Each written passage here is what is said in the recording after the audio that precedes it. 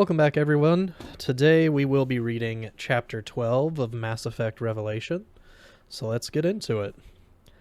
Anderson and the Spectre sat in the kitchen, staring across the table at each other without speaking. The living room would have been more comfortable, but none of the chairs in there had survived the Krogan's rampage.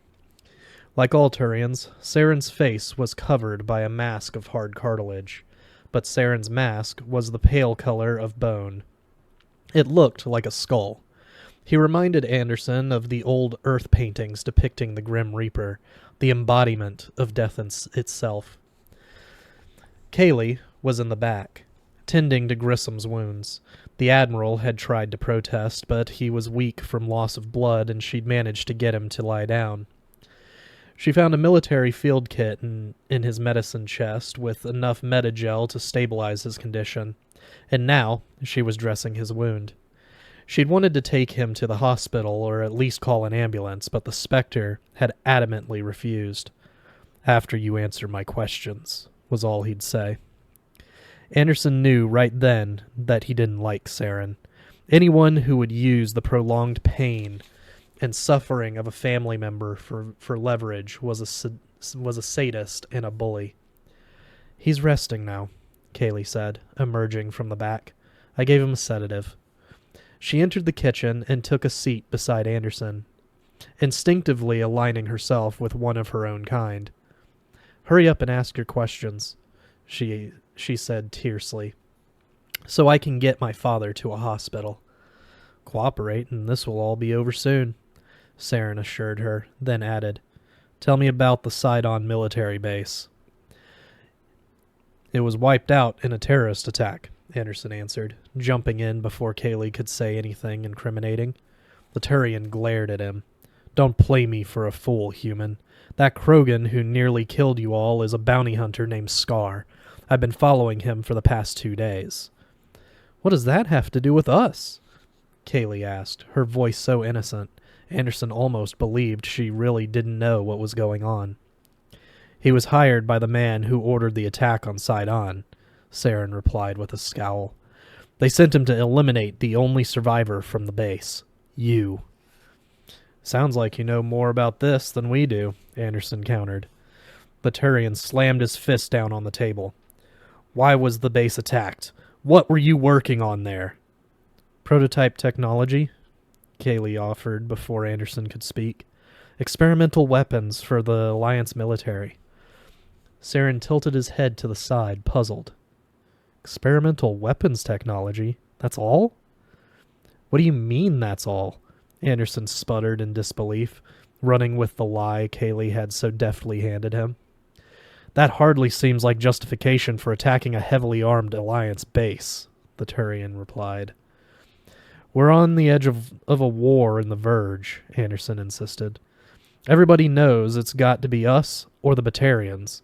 Why wouldn't they want to attack our primary weapons research base?" "No," Saren said flatly. "There's something more. You're hiding something." There was a long pause, and then the Turian casually brought out his pistol and set it on the table.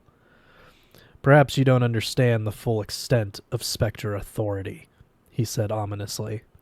"I have the legal right to take any action I deem necessary during my investigations."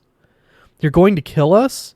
Kaylee exclaimed, her voice rising in shock and disbelief. "I have 2 rules I follow," Saren explained. "The first is, never kill someone without a reason." "And the second?" Anderson asked, suspicious. "You can always find a reason to kill someone." "Biotics," Kaylee blurted out. "We were trying to find a way to turn humans into biotics." The Turian considered her explanation for a moment, then asked, "What were the results?" "We were close," the young woman admitted, her voice getting softer. "We found a handful of human subjects with latent biotic abilities, children mostly, far weaker than what we'd measured in other species. But with the amplification nodes and proper training, we still hoped to see the results. We just completed the implantation surgery on several of our most promising candidates a few weeks ago. None of them survived the raid."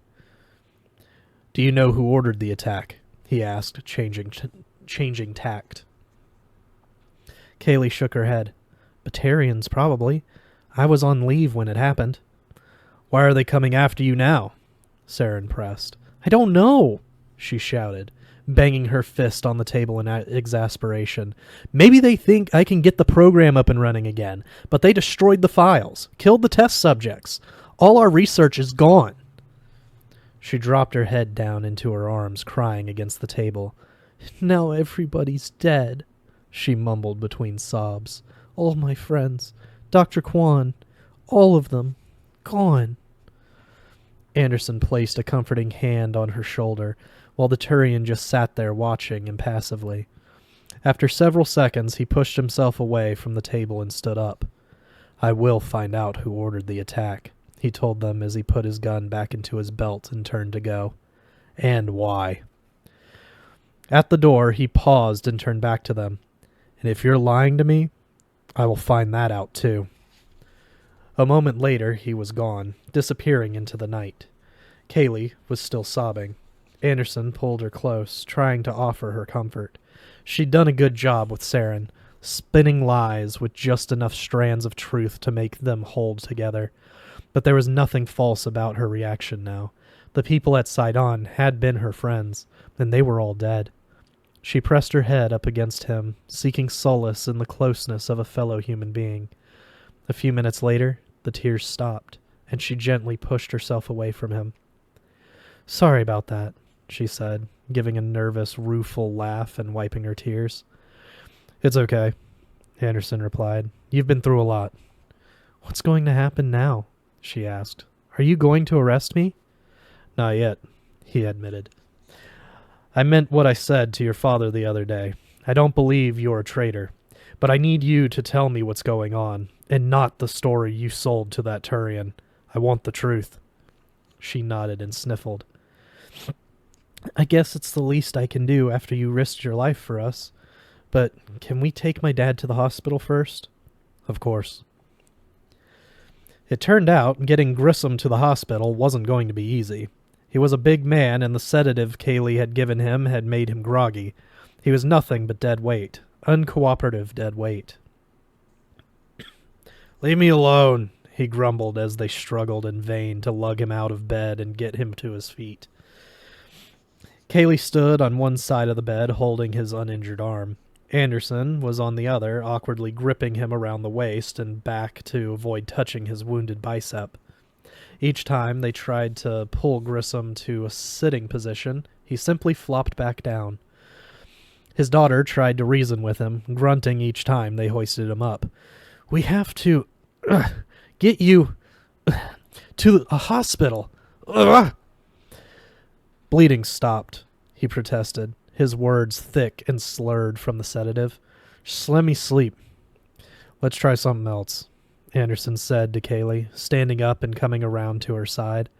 He sat down on the edge of the bed, facing away from the Admiral as he pulled the other older man's good arm up across his back and over his shoulder.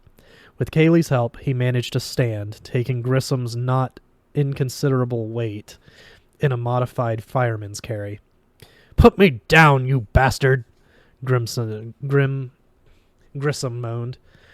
You were stabbed in the arm and thrown against a wall by a pissed-off Krogan, Anderson said, taking an unsteady step toward the hall. Someone needs to check you out. You stupid son of a bitch, Grissom mumbled. They'll figure out Kaylee's hiding here. Anderson hesitated, then staggered back a step and half fell onto the bed, letting Grissom slip back down onto it. Is he too heavy? Kaylee asked, concerned for both of them. No, Anderson said, panting slightly from the exertion. But he's right. We take him in, and you're finished. What are you talking about? The ports are already on increased alert because of the attack on Sidon. We bring an Alliance legend like Admiral John Grissom into a hospital with these kinds of injuries, and security goes through the roof. There's no way in hell we'll be able to get you off the planet without being recognized. I believe you're innocent, Kaylee, but nobody else does. They'll arrest you on sight. So I'll just stay at the house, she said. Nobody knows I'm here. Nobody even knows we're related. Yeah, right. Nobody but me, a Spectre, that Krogan. We all figured it out, Kaylee. How long before somebody else makes the connection and comes snooping around? Before all this, nobody knew who you were. Nobody bothered with you. Now, you're a suspected traitor. Your name and picture are on every news vid out there. Reporters will be digging into your past, trying to find out everything about you. Sooner or later, someone's going to figure out the truth. So what can we do? It was Grissom who chimed in with the answer. Get the hell off this planet, he muttered. I know people who can sneak you past port security. Just need to call them in the morning. With that, Grissom rolled over and began snoring, finally giving in to the sedatives. Anderson and Kaylee left the room and headed into the kitchen. Your father's a pretty smart man, Anderson said. Kaylee nodded, but all she said was, You hungry? If we're stuck here until morning, we might as well have something to eat. They found some bread, cold cuts, and mustard in his fridge, along with 36 cans of beer. Tossing one over to Anderson, Kaylee said, He's probably got something stronger hidden around here if you're interested. Beer's fine, Anderson replied, cracking it open and taking a swig. It was a local brew, one he'd never tried before. Had a strong bite, bitter, but no aftertaste. Should go good with the sandwich. Not much of a meal, she apologized once they were sitting at the table. It's fine, he answered. Tastes a little odd with the cold bread, though. Who keeps their bread in the fridge? My mother always did, she answered. Guess that's the one thing my parents could agree on. Too bad you need more than that to make a marriage work. They ate in silence after that, letting their minds wind down. When they were done, Anderson collected both plates and took them over to the counter. He grabbed them each another beer from the fridge and came back to the table. Okay, Kaylee, he said, handing her the can. I know it's been a long night, but now we have to talk. You up for this? She nodded. Take your time, he told her. Just start at the beginning and work your way through. I need to know everything. We weren't working on biotic research at the base, she began softly, then smiled. But I guess you already know that. She has a pretty smile, Anderson thought. A good cover story for that Spectre, though, he said aloud. If he found out what was really going on, he trailed off, remembering Ambassador Goyle's warnings about the Spectres. Saren had saved their lives. He wondered if he really could have brought himself to murder the Turian if it had been necessary to keep humanity's secret. And even if he tried, could he have succeeded? Let's just say that was quick thinking on your part, he finally told her.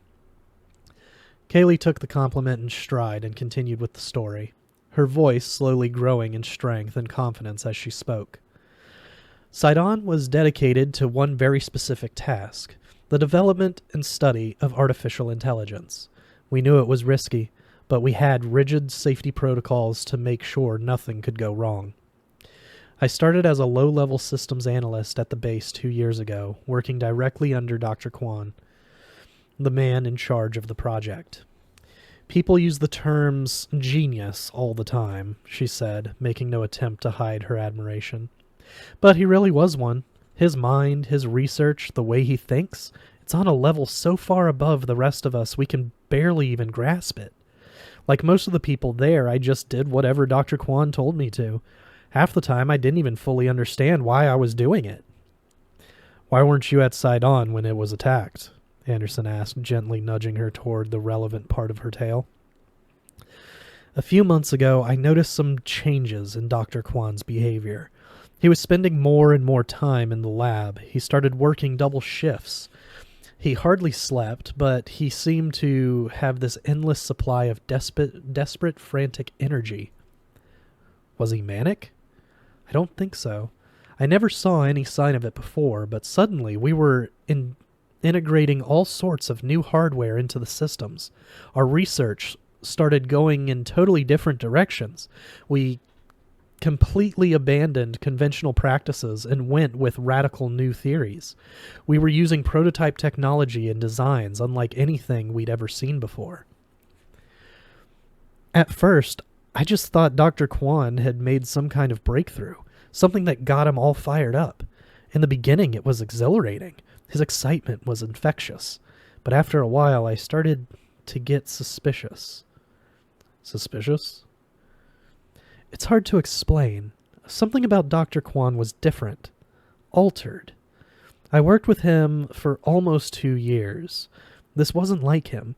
There was definitely something wrong. He wasn't just working harder, he was obsessed. Like he was being driven by some... And it felt like he was hiding something, some secret he didn't want anyone else on the project to know about. Before, if he needed something from you, he'd go into excruciating detail about why your work was important. He'd tell you how it interconnected with every other department on the project, even though I think he knew nobody else could really grasp the full complexity of what we were working on. The past few months were different. He stopped communicating with the team. He'd give orders, but no explanations. It just wasn't like him. So I started digging into the databanks. I even hacked into Dr. Kwan's restricted files to see what I could find out. You what? Anderson was shocked. I can't believe you. How is that even possible? Encryption and security algorithms are my specialty, she said with just a hint of pride. Then her voice became defensive.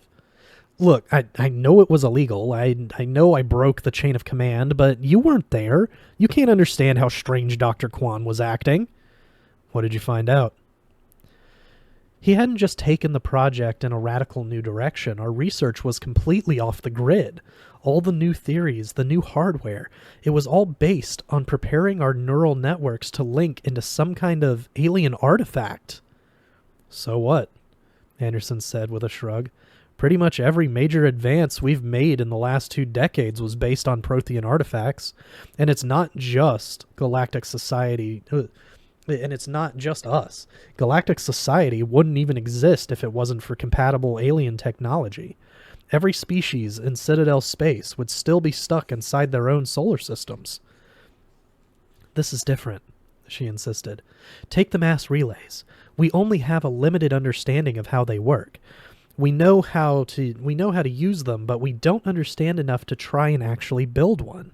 At Sidon, we were trying to create an artificial intelligence, possibly the most devastating weapon we could unleash on the galaxy. And Dr. Kwan wanted to introduce an element to the research that was beyond even his comprehension. Anderson nodded, recalling the infamous Manhattan Project of the early 20th century from his history courses at the Academy. Desperate to create an atomic weapon, scientists on the project unwittingly exposed themselves to dangerous levels of radiation as a matter of course in their experiments. 2 researchers actually died on the project, and many others were stricken with cancer or other long-term consequences from prolonged radiation poisoning.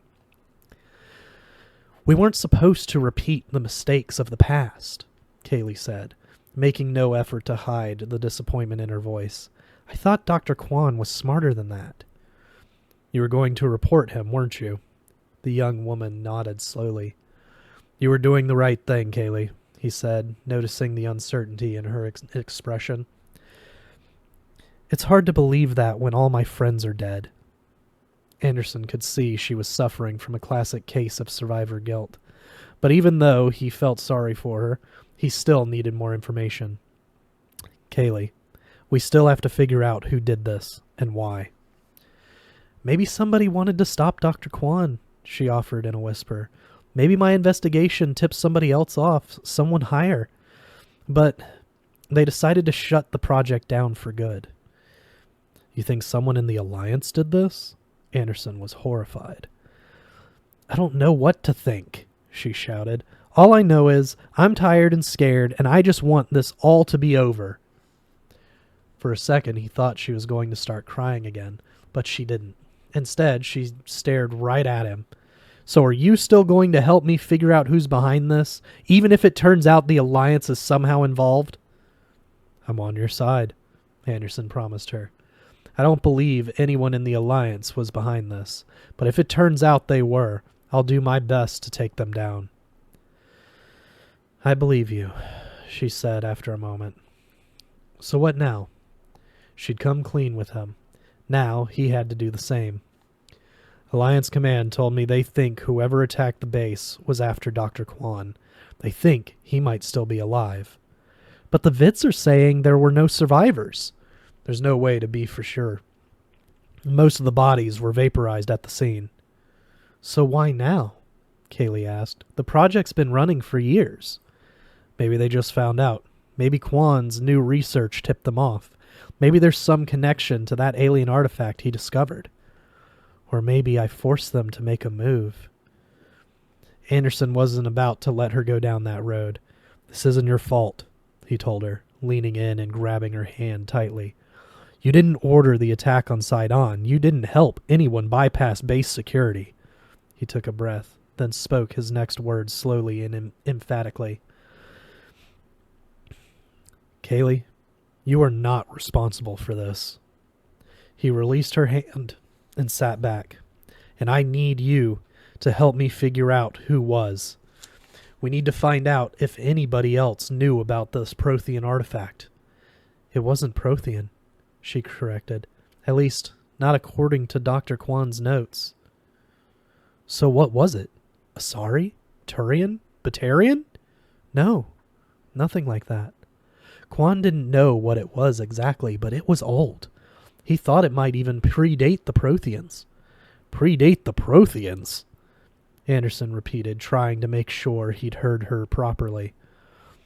That's what Kwan thought, she said with a shrug. Where'd he find it? Where's it now? I don't think it was ever at the base. Dr. Kwan wouldn't have brought it in until he was ready to integrate it into our project. And he could have found it anywhere, she admitted. Every few months, he'd leave the base for a week or two. I always assumed he was giving some kind of status report to his superiors at Alliance Command. But who knows where he went or what he was up to. Somebody outside the base had to know about this, Anderson pressed. You and Dr. Kwan changed. Took the research in a whole other direction. Was there anyone not on the project who might have noticed something out of the ordinary? I can't think of... Wait. The hardware for our new research. It all came from the same supplier on Kamala. Kamala? Your supplier was Batarian? We never dealt with them directly, she explained, speaking quickly. Suspicious hardware purchases anywhere in Citadel space are red flagged and reported to the Council. Throughout the existence of the project, we used hundreds of shell companies to place individual orders for each component. Orders too small to attract attention on their own. Then we configured them at the base and integrated them into our existing hardware infrastructure. Dr. Kwan wanted to avoid compatibility issues in the neural network, so he made sure almost everything could be traced back to a single supplier, Daton Manufacturing. It made sense in a convoluted way, Anderson realized. Given the current political tension between Batarians and humans, nobody would suspect that the primary supplier of a classified Alliance research project could be based on Kamala. If somebody at the supplier noticed a pattern in the purchases, Kaylee continued, they might have figured out what we were up to. As soon as Grissom gets us off this world, Anderson declared, we're going to pay the Daton facility a little visit. That's it for Chapter 12. We'll see you guys next week with Chapter 13.